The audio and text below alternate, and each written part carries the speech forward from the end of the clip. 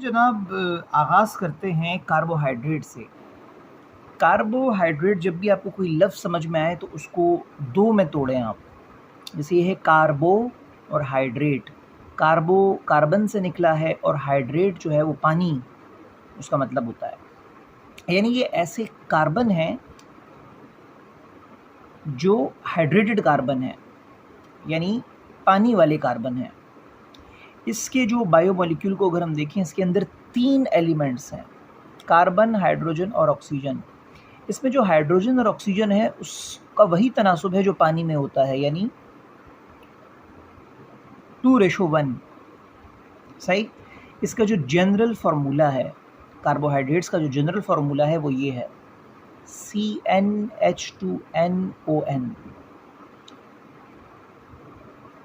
जबकि आप जानते हैं कि n इसमें क्या है, n एक होल नंबर होता है, वो 3 हो सकता है, वो 4 हो सकता है, वो 6 हो सकता है। ठीक है, तो IUPAC जो है, क्या आप जानते हैं कि IUPAC क्या है? International union of pure and applied chemistry. ये लोग क्या करते हैं, ये मुख्तलिफ जो कंपाउंड्स होते हैं उनको नाम देते हैं और उनकी डेफिनेशंस करते हैं। तो इन्होंने कार्बोहाइड्रेट्स की डेफिनेशन क्या की है, इन्होंने कहा है कि the polyhydroxy carbonyl compounds. Carbonyl group आप समझते हैं क्या होता है? सी जब ऑक्सीजन के साथ डबल बॉन्ड बनाता है तो इसको हम एक कार्बोनाइल फंक्शनल ग्रुप कहते हैं। ठीक है, इस कार्बोनाइल के अगर दोनों तरफ कोई अल्काइल रेडिकल हो तो उसको हम कीटोन कहते हैं, और अगर इसके एक तरफ अल्काइल ग्रुप हो और दूसरी तरफ हाइड्रोजन हो तो इसको हम एल्डिहाइड कहते हैं। यानी कार्बोनाइल जो कंपाउंड्स होते हैं वो या एल्डिहाइड होंगे या कीटोन्स होंगे। तो इसका मतलब ये है कि ये जो हमारे पास कार्बोहाइड्रेट्स हैं ये भी एल्डिहाइड की नस्ल के होंगे या कीटोन के नस्ल के होंगे। तो जो एल्डिहाइड की नस्ल के होते हैं उसको हम एल्डोज कहते हैं। क्या? एल्डोज। आखिर में इसके आता है OSE, ओज। जहाँ OSE आ जाए आप समझ जाएं कि ये एक शुगर की बात हो रही है, क्योंकि कार्बोहाइड्रेट असल में शुगर ही होते हैं। तो एल्डोज होते हैं और उसमें कीटोजेज होते हैं।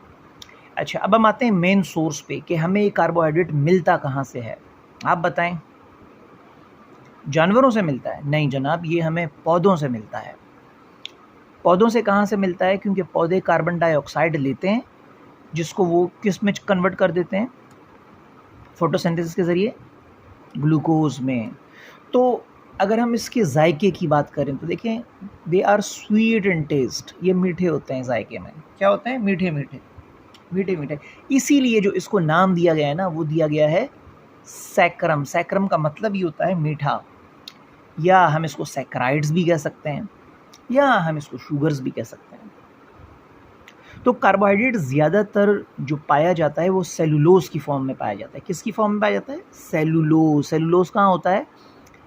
प्लांट के सेल में होता है, बल्कि सेल वॉल में होता है। इस तरह कागज़, इस तरह स्टार्च हमें मिलता है अनाजों में। जितने अनाज होते हैं ना, गंदम हो गया, चावल हो गया। ठीक है, इस तरह ट्यूबर्स जानते हैं क्या होता है? ट्यूबर्स वो सब्जियां हैं जो हमें ज़मीन के अंदर से मिलती हैं, जैसे शलगम हो गया, गाजर हो गया, मूली हो गई। ठीक है, इन सब के अंदर भी हमें कार्बोहाइड्रेट्स मिलते हैं क्योंकि सब मीठे होते हैं। गन्ना बहुत मीठा होता है तो उसके अंदर भी शुगर मौजूद होता है, या दूसरे अल्फाज में कार्बोहाइड्रेट मौजूद होता है। तो इनके दोनों किरदार हैं, स्ट्रक्चर में भी और जो है वो फंक्शन में भी। अब हम ज़रा बात करते हैं कार्बोहाइड्रेट्स की क्लासेस की, कि कार्बोहाइड्रेट्स की कौन कौन सी क्लासेस होती हैं। तो इसमें हम सबसे पहले आएंगे और हम इसमें पढ़ेंगे इसके बारे में,